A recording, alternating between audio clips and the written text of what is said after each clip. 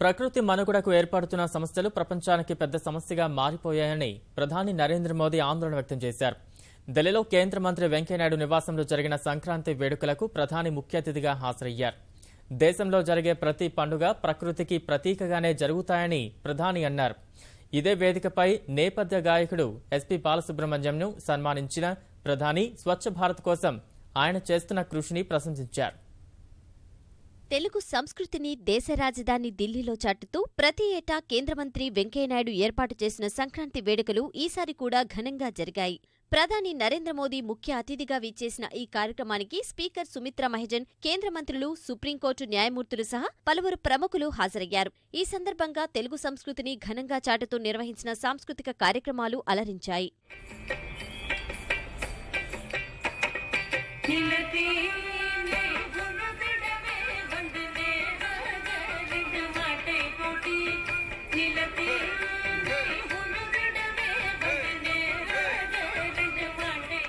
వివిధ భాషల్లో 40,000కు పైగా పాటలు పాడిన గాయకుడు ఎస్పీ బాలసుబ్రహ్మణ్యంను వెంకయ్యనాయుడు ఇంట్లో జరిగిన సంక్రాంతి వేడుకల సందర్భంగా ప్రధాని సన్మానించారు. స్వచ్ఛ భారత్ కోసం అన్ని భాషల్లోనూ పాటలు పాడేందుకు సిద్ధమని ప్రకటించిన ఎస్పీ బాలును ప్రధాని ఈ సందర్భంగా ప్రశంసించారు.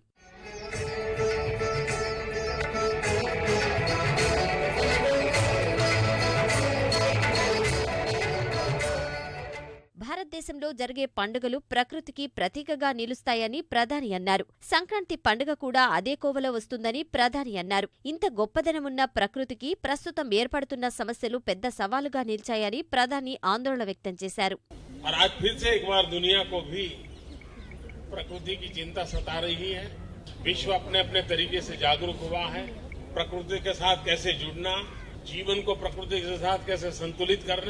ये विश्व के सामने एक बहुत बड़ी चुनौती बनी है और इन दिनों COP21 में जो रिजोल्यूशन पास हुआ है उसमें एक भारतीय जीवन दर्शन की सुगंध उसमें है, क्योंकि उसमें अगर विश्व को पर्यावरण मुश्किलों से बचाना है तो विश्व को प्रकृति के साथ नाता जोड़ करके चलने वाली लाइफस्टाइल को स्वीकार करना हो, ये संदेश है उसमें.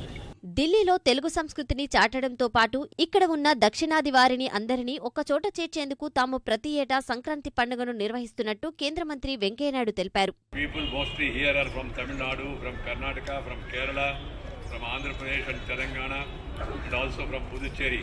We have all settled here in Delhi, we are all working here.